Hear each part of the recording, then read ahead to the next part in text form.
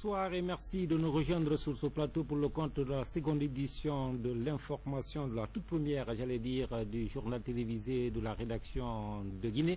Nous allons consacrer cette édition à l'essentiel, à la suite de la visite de travail et d'amitié que le président par intérim, le général Sekouba Konaté, a effectué, vous le savez, il y a quelques jours en Guinée équatoriale, après les contacts officiels avec les rencontres notamment du chef de l'État, le président Obiang Nguema Mbasogo. Le général Sekouba Konaté a conféré longuement avec la forte colonie guinéenne qu'il avait d'ailleurs accueillie avec beaucoup d'enthousiasme et d'ovation. Les membres de la délégation ont aussi des entretiens séparés.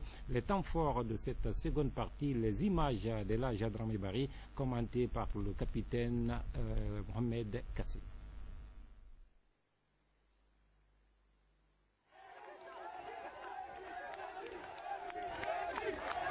La délégation guinéenne, conduite par le président de la transition, a mis son séjour de travail en Guinée équatoriale à profit pour rencontrer la communauté guinéenne vivant dans ce pays à Malabo.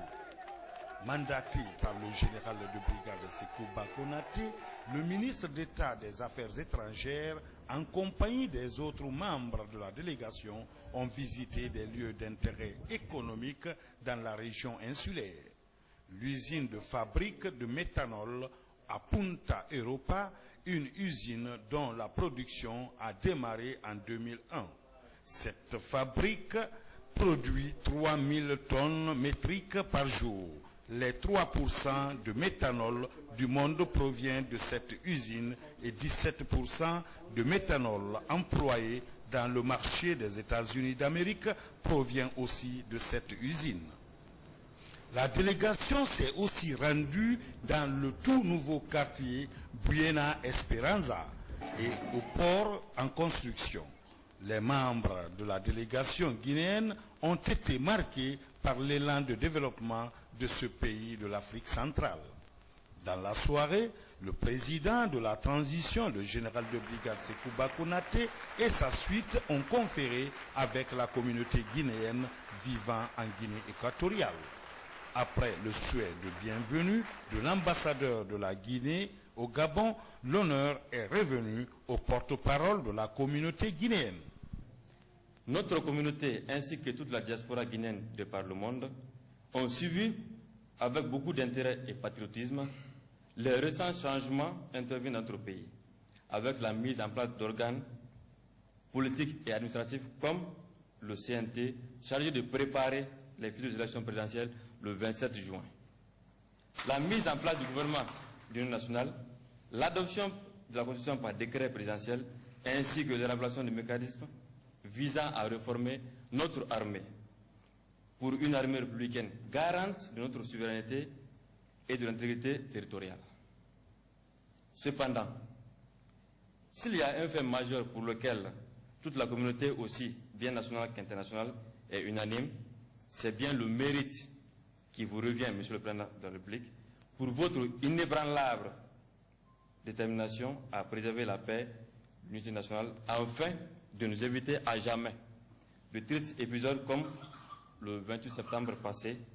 Ce jour très sombre dans notre histoire devrait servir de cadre de réflexion pour que jamais aucun acte de barbarie de cette nature se reproduise sur notre territoire. Excellent général Sekouba Konaté, sachez que c'est avec une grande fierté que nous vous recevons parmi nous ce soir. Nous saluons votre courage, votre charisme et votre loyauté envers la nation. En vous, nous plaçons tous nos espoirs. Les espoirs de tout le peuple de Guinée de voir se dérouler les élections transparentes, libres et crédibles pour qu'enfin notre chère patrie puisse accéder au rang des nations démocratiques. Ce mérite sera en premier lieu le vôtre, ainsi que le vaillant peuple de Guinée, qu'à l'image de nos regrettés syndicalistes, auxquels nous rendons un hommage mérité, pour tout le combat qu'ils ont mené pour le bien-être des travailleurs guinéens et tout le peuple entier. C'est une responsabilité historique pour tous les fils du pays, que chacun à son niveau puisse participer au développement de notre nation pour voir un jour la Guinée parmi les pays émergents.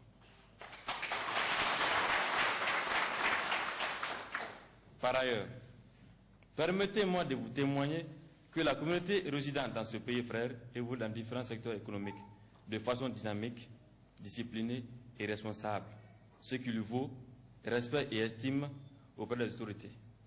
Cependant, l'un des problèmes majeurs auxquels nous restons confrontés, entravant sérieusement l'épanouissement de notre communauté, est bien l'absence totale de représentation diplomatique dans ce pays frère, qui, jadis, avait d'excellents rapports de coopération avec notre pays, notamment dans le domaine de l'éducation, ce qui a permis la formation de nombreux cadres équato-guinéens à l'Université de Conakry, dont certains sont encore en fonction. Notre souhait le plus ardent, Monsieur le Président, est l'ouverture d'une ambassade dans ce pays pour consolider à jamais les liens de fraternité et de coopération sur des bases solides et durables.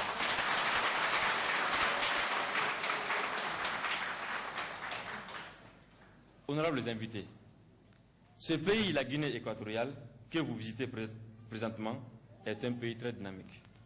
Comme vous aurez certainement pu le constater, sous la direction et clairvoyance du président de la République, Obiangema Mbassoro, qui affiche une très grande ambition pour son peuple, avec pour objectif l'horizon 2020.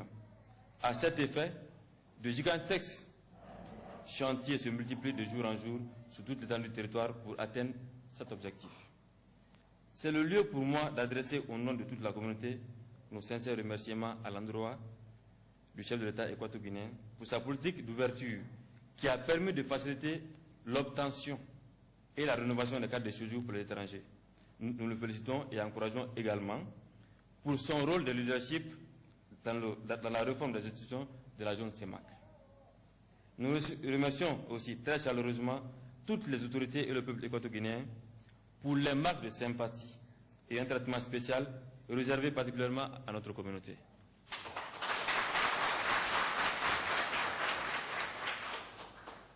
Monsieur le Président, le peuple de Guinée, et particulièrement les femmes et jeunes, veut la rupture de toutes les mauvaises pratiques. Nous voulons tous l'unité nationale.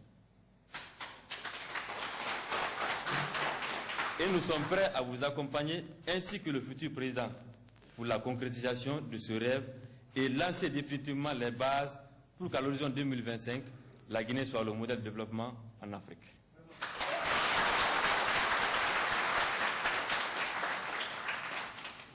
Toute la communauté internationale a les yeux rivés sur la Guinée. Le peuple de Guinée et même le monde entier savent que vous êtes l'homme du moment.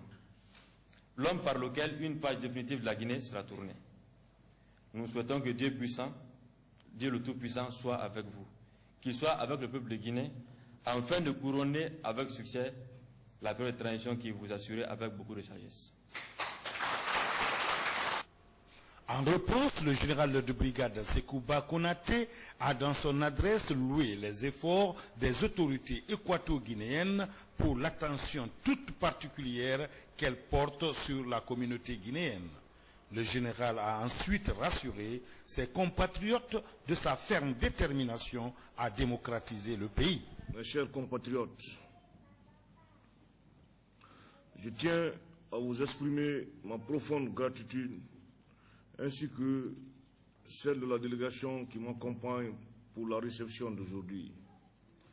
Je vous remercie aussi pour l'accueil chaleureux que vous avez bien voulu nous réserver à l'aéroport et partout où nous avons effectué des visites. En votre nom et en celui du gouvernement et du peuple de Guinée, il est de mon devoir également de remercier et féliciter les autorités de votre pays d'accueil pour l'hospitalité qu'elles nous accordent et pour toutes les marques de sympathie et de bienveillance envers ma délégation et moi-même.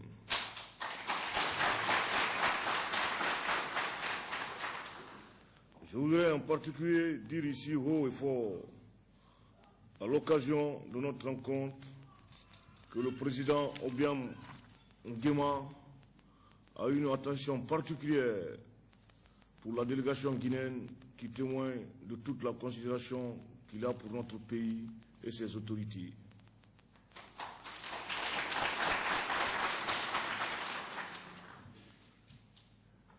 Il vous appartient